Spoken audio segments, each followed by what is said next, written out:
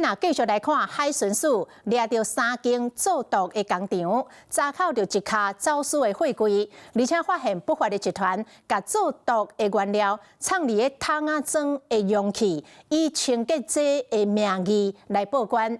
警方伫个基隆海关南闸货物，嘛追捕到走私的人马，是伫个西滨快速道路。 标178公里掠人，掠到6个嫌犯，查到毒品的原料1500公斤。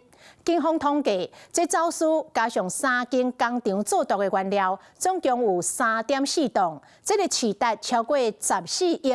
那流入去市面，会当提供413万人来食毒。好佳哉，及时破案。下来！远警拍开货车门，将嫌犯诱落车。我唔知啊，为什么用讲下来？ 一落车就赶紧辩解，讲啥物拢唔知，远警叫伊拍认。警方继续追捕伫西滨快速道路西加时速178公里，查另外一组人马，因为因要去基隆海关载运毒品的原料。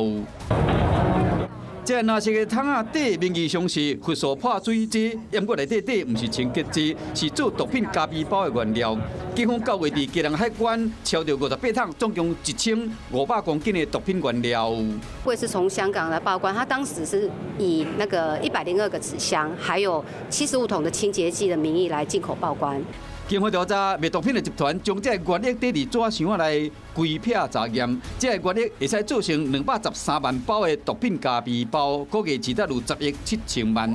刚才警方提早掌握情报资料，一个手掠到6个毒贩，专案依照违反毒品犯罪条例移送侦办。成品、半成品，还有我们的毒品原料，合计将近大概有3.4公吨。这4案总共敲到安徽他明、开他明毒品咖啡包等等，要做毒品的原料总共3栋4，市值超过14亿8千万。这若流入市面上，会使互413万人去食毒。